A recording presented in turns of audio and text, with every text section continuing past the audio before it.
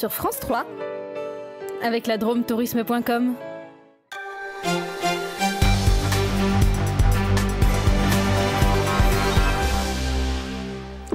Bonsoir et bienvenue dans votre journal régional. Voici les titres. Une première à Champs-Rousse. Près de 500 manifestants sont montés ski au pied jusqu'au sommet des Vents pour protester contre un projet d'extension du domaine skiable vers une zone protégée et classée Natura 2000. Et puis nous partirons à la rencontre du berger du village d'Aise en Haute-Savoie, un berger connecté qui a lancé un appel au financement participatif. Son but, récolter 10 000 € pour acheter ses 50 premières brebis.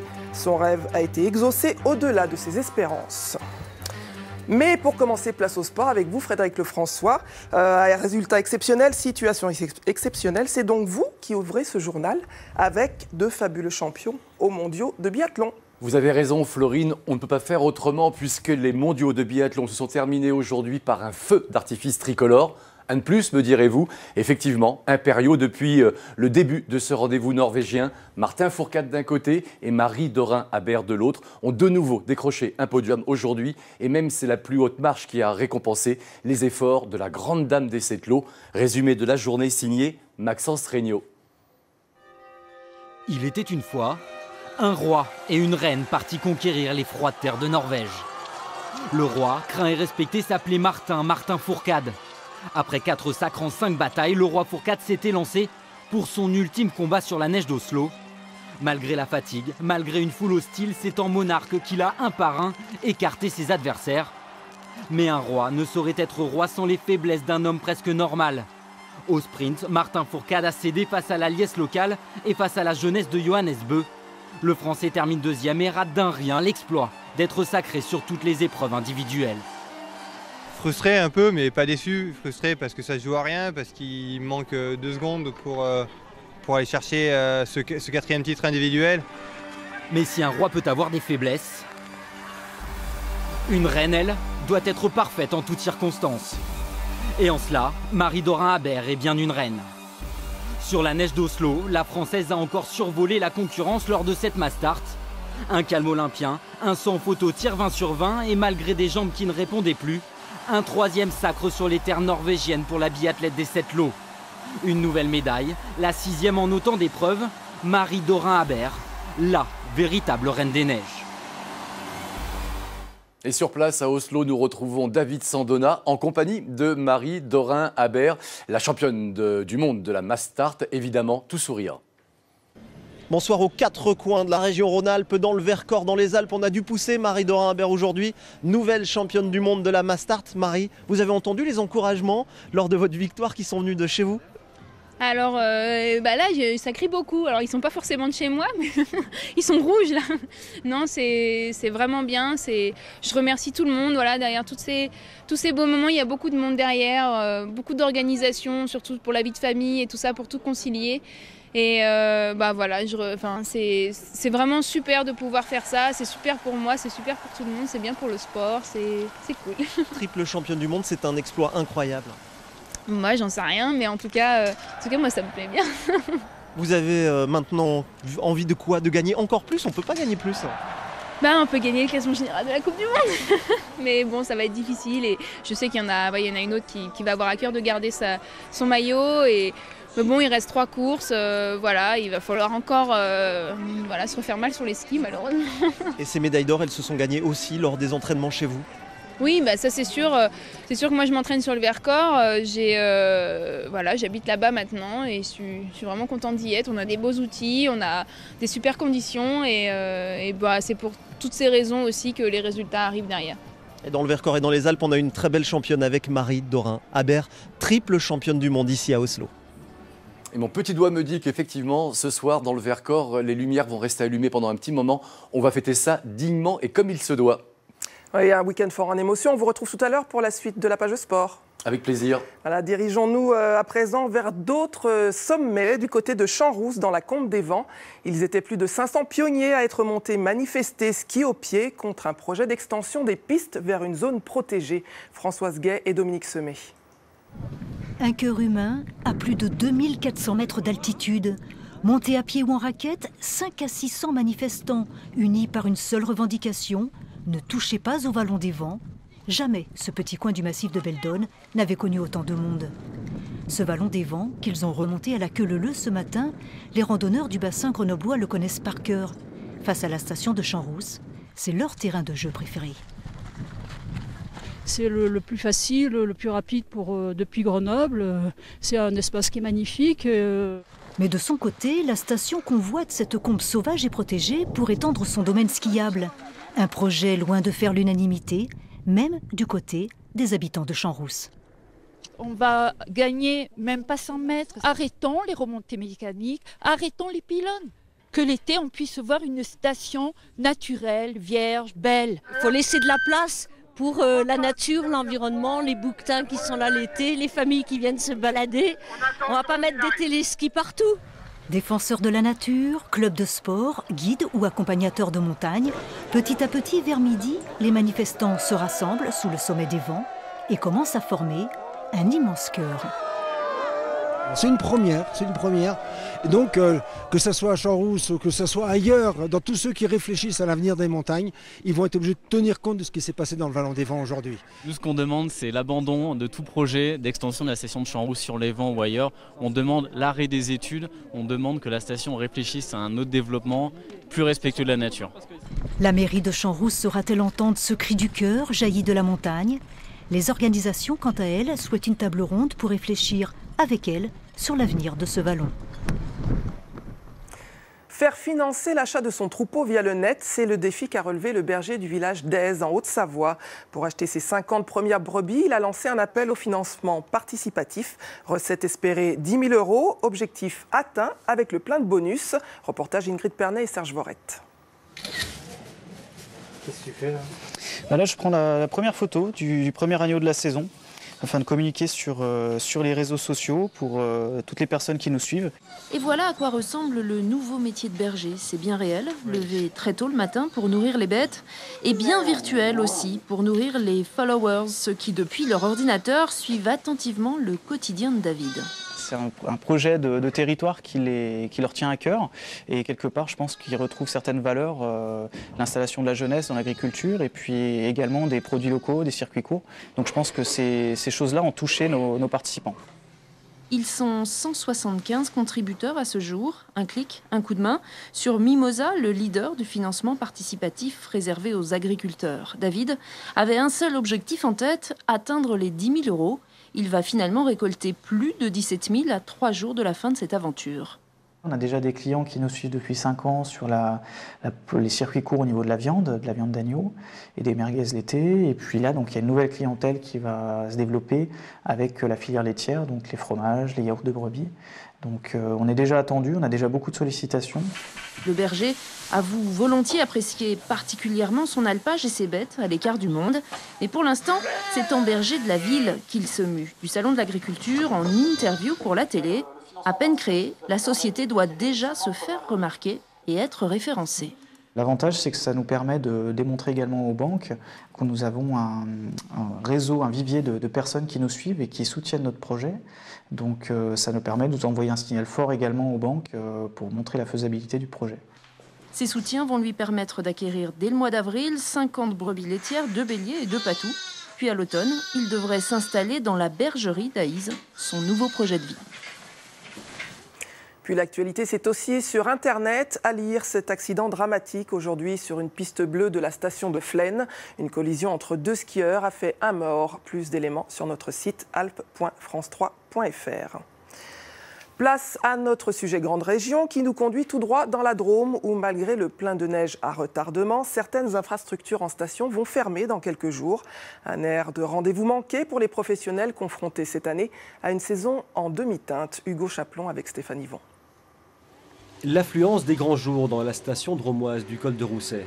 Plus d'1 mètre de neige y est tombé ces derniers jours, de quoi ravir les amateurs de sport de glisse en cette fin de saison. On vient une fois par an au minimum, oui. Pour se mettre en jambes parce que ça fait du bien. C'est extra, la neige est parfaite, le temps, bon, on pourrait avoir plus de soleil mais c'est quand même très, très agréable. Donc, il y en a pour tous les âges, les petits, les grands, tout le monde se fait plaisir. On n'a pas pu en profiter beaucoup cette année, faute de neige pendant les vacances de Noël. Donc on se rattrape maintenant au printemps. Si l'enneigement tardif fait le bonheur des skieurs, les professionnels, eux, tirent un bilan mitigé de cette saison. Remontée mécanique fermée à Noël, faute de poudreuse, et les vacances scolaires n'ont pas attiré autant que l'an dernier. La grosse problématique cet hiver, ça a été les familles. Ils attendaient l'arrivée de la neige et certains donc n'ont pas réservé les séjours, ont demandé la documentation. Et il nous manque sur les 4 semaines de février entre 25 et 30% de remplissage. Donc c'est comme si on avait perdu une semaine. Donc pour nous, c'est un manque à gagner qui se chiffre autour de 60 000 € quand même en termes de chiffre d'affaires, donc c'est quand même très important. Et si aujourd'hui 100% des pistes sont ouvertes, la fermeture des stations drômoises est programmée pour la semaine prochaine. Ça fait 10 mois que la date du 20 est donnée. C'est vrai que ça donne un petit regret quand même de dire il y a de la neige, on va fermer avec de la neige, mais on s'aperçoit que depuis 3 ans, chaque année, on ferme avec de la neige. Donc ça ne va pas manquer encore là. On va fermer avec 50 cm, je ne sais pas ce qui va rester le 20. Il y en aura moins parce qu'ils annoncent un peu de chaleur. Mais bon voilà, c'est un petit regret quand même.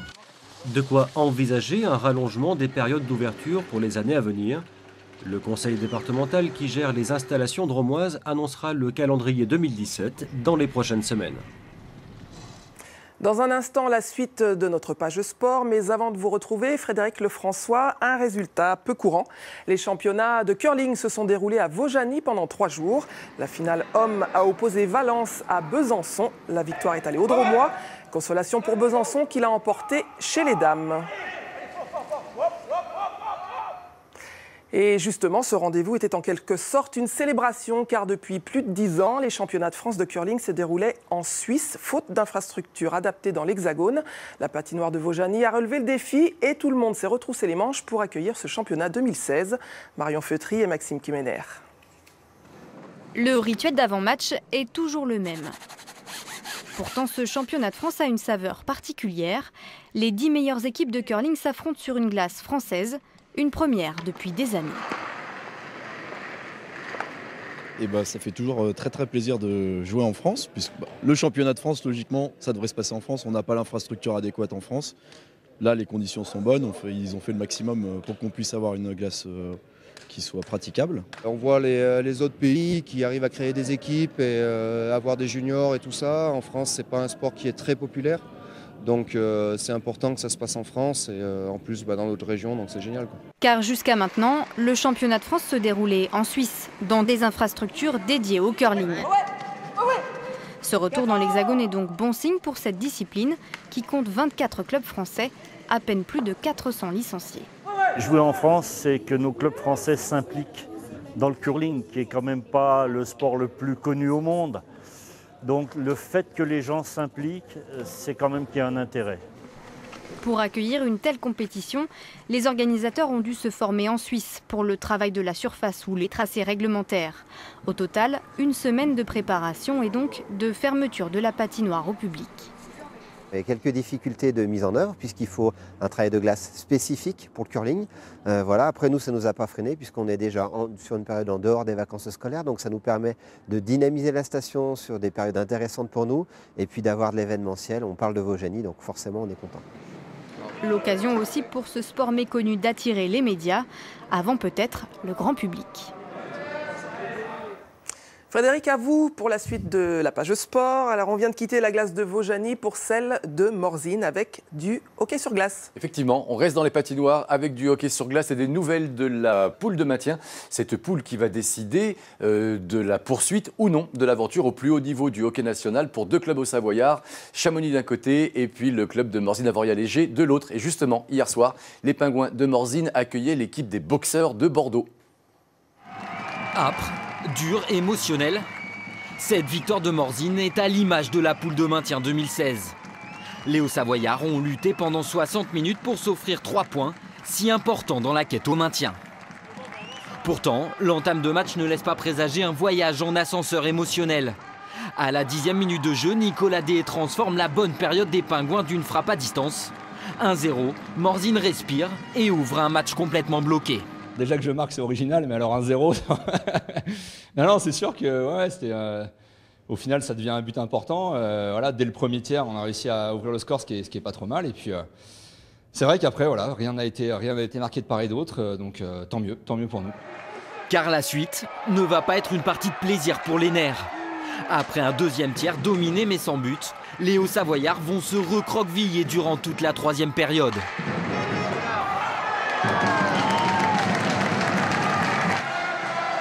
Les Pingouins vont même à 2 reprises se faire sanctionner dans les 5 dernières minutes. Morzine joue à se faire peur mais va prouver une nouvelle fois sa force de caractère. En fin de match, tout le monde a mis son corps sur la ligne, tout le monde bloquait des lancers, tout le monde faisait des petits détails pour garder notre avance d'un but, puis ça l'a payé. Au final, Morzine s'impose 1-0 dans la souffrance. Avec cette victoire, les Pingouins prennent la 3e place de la poule, une 3e place, synonyme de maintien. Et de son côté, Chamonix s'est imposé 3-2 à Lyon. Chamonix est 2e de cette poule de maintien. Et mardi soir, devinez, Chamonix accueillera Morzine Avoria-Léger, coup d'envoi à 20h30. On vire plein sud à Toulon pour la 18e journée du top 14. Oui, pour du top 14, donc du rugby, Grenoble au match aller avait battu Toulon. C'est de bonne guerre. Au match retour, Toulon a battu Grenoble. Les Toulousains en rouge à l'écran ont inscrit 6 essais hier soir. On voit le premier, un essai signé Alan Nonou. Et puis de son côté, Grenoble, qui a aligné une formation profondément remaniée, a inscrit un essai en toute fin de match. C'est Lucas Dupont qui aplatit. Score final 38-8 après 18 journées. Grenoble est 10e du top 14.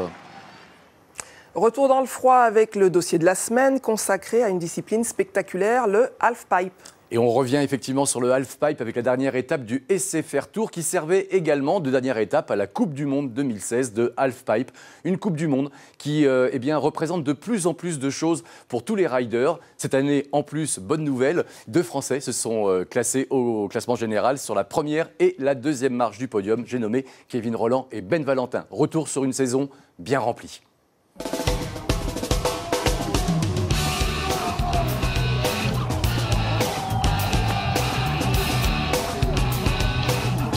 Voilà, ça c'est fait.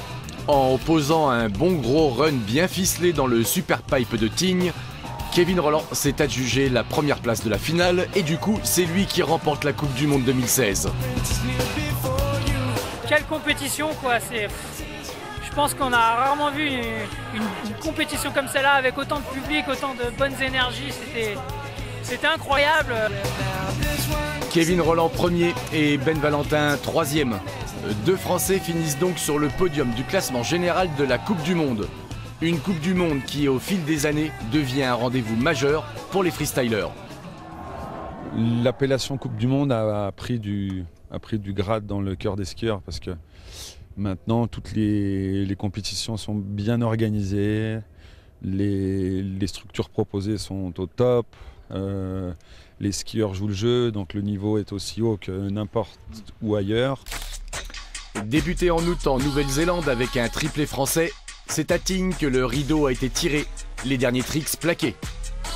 L'heure est donc au bilan, forcément excellent pour Kevin Rolland, qui en plus du cristal rajoute de l'or, celui d'Aspen à sa collection annuelle. Moi mon objectif depuis 5 ans c'était vraiment de remonter sur le podium des X-Games. Les X-Games pour moi c'est le Graal. J'ai fait 2e, 3e, 2e, 3e pendant toutes ces 5 années. Et cette année, je suis monté à la régulière sur la première place avec cette médaille d'or. Kevin Rolland devant et Ben Valentin pas loin derrière. Vainqueur de la Coupe du Monde en 2011, le Plagnard a réussi un bel hiver malgré un passage par la case hôpital. J'ai pas été aidé en début de saison avec une appendicite qui m'a cassé un petit peu ma préparation. Mais voilà, j'ai su rebondir, je suis bien revenu au mois de janvier. J'attrape ma première médaille à Aspen, c'est pas l'or, mais bon, pour moi c'est déjà une grosse satisfaction. J'en rêvais, j'ai fait des podiums en Coupe du Monde, j'ai eu un globe de cristal, mais j'avais jamais eu de médaille au X-Games d'Aspen. Une coupe bien remplie, des X au top, le team rend une belle copie et fait face à une concurrence de plus en plus large. Entre les anciens qui ne lâchent rien et les petits nouveaux qui bousculent tout, il y a du monde, mais il n'y a toujours que 3 médailles à la fin. Maintenant, d'être sûr d'être sur le podium, ça n'existe plus. C'est vraiment chaque course a des podiums différents, donc c'est aussi ce qui fait que le sport devient encore mieux, quoi. Après l'effort, toute l'équipe va prendre quelques semaines en pente douce pour se remettre de ses émotions, avant de se remettre dans le demi-tube. interdit de se refroidir, car l'année prochaine, en plus, il y aura les championnats du monde au programme. Et ce sera en Sierra Nevada. Pour être complet, un mot quand même sur les filles qui participaient également à cette épreuve. Marie Martineau, qui raidait à domicile, termine 3e dans le Super Pipe de Tignes et 6e au classement général de la Coupe du Monde. Anaïs Caradeux, la skieuse de la Clusaz, qui participait également à l'épreuve, ne s'est pas qualifiée malheureusement pour la finale. On reste encore un petit peu dans les airs pour la revue du web. Une revue du web aérienne, une revue du web cool, une revue du web explosive et nocturne, une revue du web comme d'habitude consacrée au monde du sport avec un seul point commun, être insolite.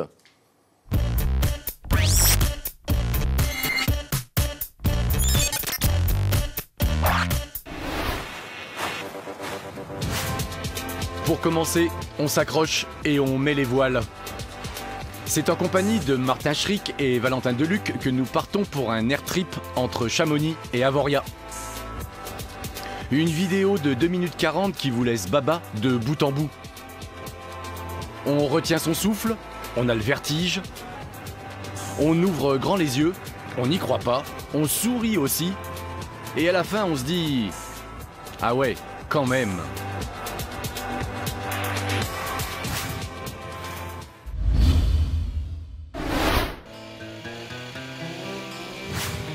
Bienvenue à Yugu Valley, la seule station de ski de l'état du Rhode Island, perchée à 100 mètres d'altitude. C'est là-bas que sévissent les Yuguns, une bande de snowboarders qui fait beaucoup avec très peu. Loin des champs de neige poudreuse de l'Alaska, à des années-lumière des pentes vertigineuses, à l'opposé des usines à glisse et des snowparks tirés à 4 épingles, ils prouvent que le plaisir et le niveau n'est pas qu'une question de moyens.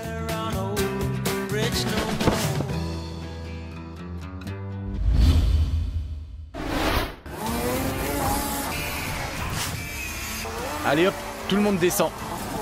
Loin de son milieu naturel, voici une démo de snowmobile ébouriffante. Bon, en même temps, avec Monsieur Lavallée comme pilote, c'est pas vraiment étonnant. Notre Superman a quand même décroché 10 médailles aux X Games en 6 participations. Et cette fois, c'est dans les rues de Saint-Paul qu'il envoie du lourd. Revisitant la capitale du Minnesota à sa manière. Moitié neige, moitié bitume. Et à la fin, il la joue retour à la case départ, ni vu ni connu.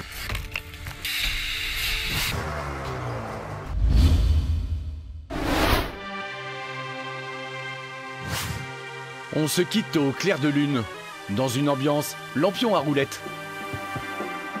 De la lumière et du skate. Du ride nocturne sur la route du Cormet de Roseland en Savoie. Petite précision, l'objectif de la caméra éclaircit énormément l'image. En réalité, on n'y voyait pas beaucoup plus loin que le bout de son nose. Voilà, fin de la connexion, bonne semaine sur vos claviers et à plus tard. On se quitte avec l'affiche est du football. La semaine prochaine, ETG reçoit Sochaux. ETG actuellement à 2 points de la zone de relégation. Et justement, Sochaux, c'est le premier relégable. Autant dire que ce match sera très important. Merci Frédéric. Je vous rappelle cette belle victoire, ce beau triomphe des Français aux mondiaux de biathlon en Norvège. On voit ici les images de Martin Fourcade et Marie-Dorin Habert. La France termine en tête du classement des nations. Demain, retour de l'actualité avec Pauline Allo dès midi. Bonne soirée à tous, merci.